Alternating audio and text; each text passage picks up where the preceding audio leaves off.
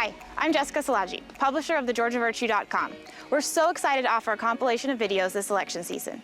The TGV Candidate Spotlight Series is an independent video feature produced with one goal in mind: providing voters with as much information as possible before they head to the polls. There's no agenda, we don't make endorsements, and we aren't beholden to any giant media corporation. The series is produced thanks to our advertisers and the generous donations made to the TGV Sunlight Fund and communities we cover. We extended an offer to all of the candidates seeking office this year, and to ensure the integrity of the questions and in fairness to all the opponents, every interview is recorded prior to the release of the videos in that race. For that reason, candidates who did not agree to an interview prior to the air date for their race will not be featured in this series. Thanks for tuning in, and don't forget, you can find more content on this election cycle and much, much more on thegeorgiavirtue.com.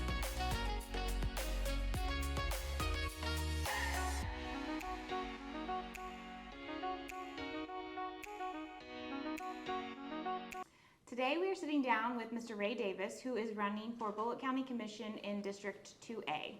Thank you so much for joining us. Why don't you start off by just telling us a little bit about yourself? I was born in 1953 to James E. Davis and Faustine A. Davis. I attended Stilson Elementary School. I went to Southeast Bulloch High School. I then went to South Georgia Junior College with an associate degree in recreation. I then went to West Georgia College and graduated with a BS in physical education. I then went to Portal High School and coached for 3 years. I then left Portal High School in 1980 and went back to the family farm. I'm a sixth-generation farmer there. My son is the seventh. I've got a grandson that wants to be the eighth. I served on the Bulloch County Parks and Recreation from 1992 to 2002, I believe. And on that committee, we built Mills Creek Park, the park at Stilson, the park at Neville's. We added on to the park in Brooklet, and we did a lot of improvements to the park in Portal. We also built the walking path that goes from Gentilly to 6 Points, and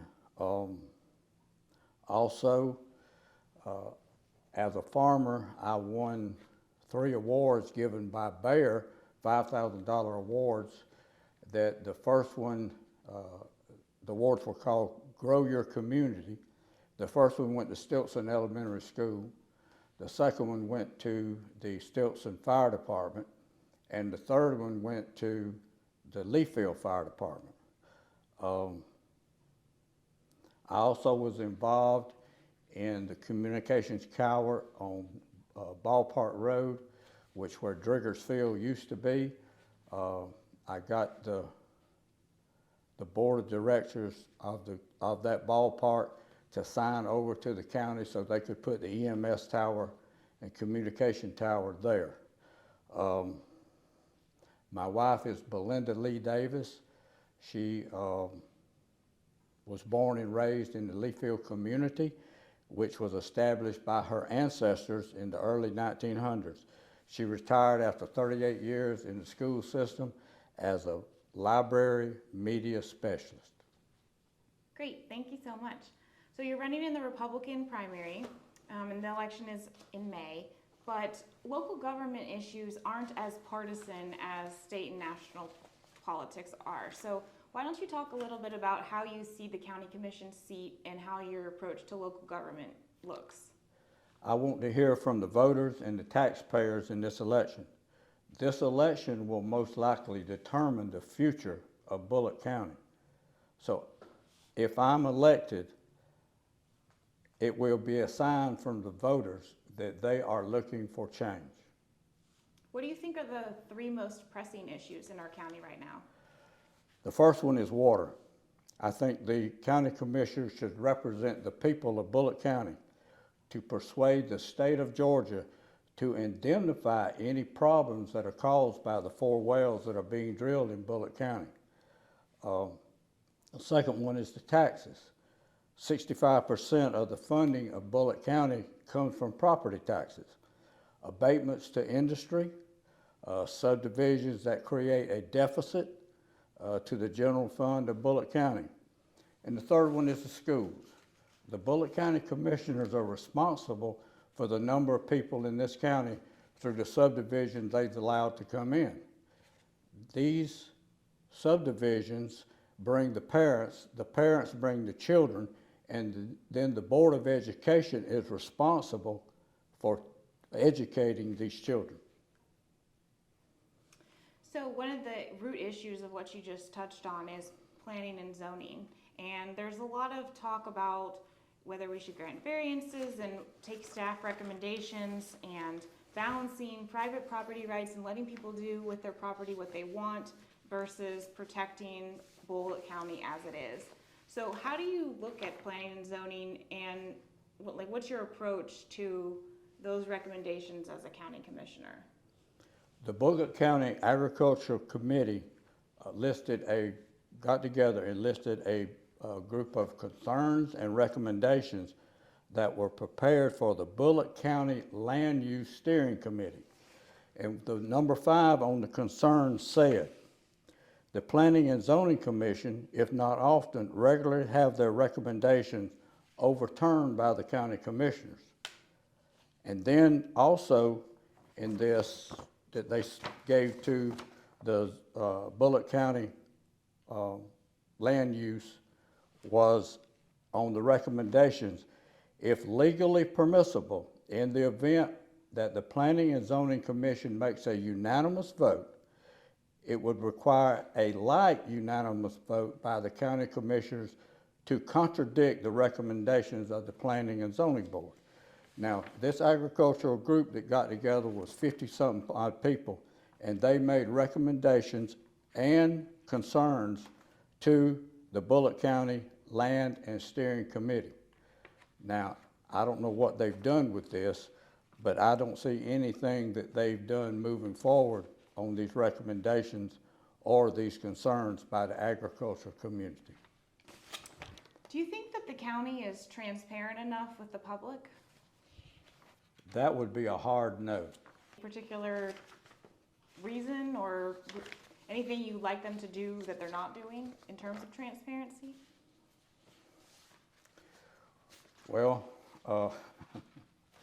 see, I farm, and the issue of the 4 wells never was discussed. It was brought forward to us or imposed on us. So nobody likes to pay taxes, but based on the services that the county is providing citizens right now, do you think taxes are too high, too low, just right, for what we're getting in return? I think the citizens feel they're too high. With the 3 tax increase meetings they had, it was overwhelming. The people did not want to see a tax increase. There are some people out there that are on fixed incomes that cannot afford a tax increase. Do you think there are things that we should be spending less money on as a county? The first one I would mention would be garbage collection, and I won't go anywhere on that one. I think there's some questions about the expenditures there. The second one is abatements. I feel like that some of these industries are coming in and the taxpayers are having to subsidize them. The third one is the subsidizing of property taxes for these subdivisions and new homes that are coming in. What about things that might need more money? Or is there any place in the budget that you think maybe we are ignoring a project? I would have to look at the budget. My answer right off the bat would be no, but I think we could be more conservative in the fiduciary responsibility of the Bulloch County government to the voters, to the taxpayers, and to the citizens of Bulloch County.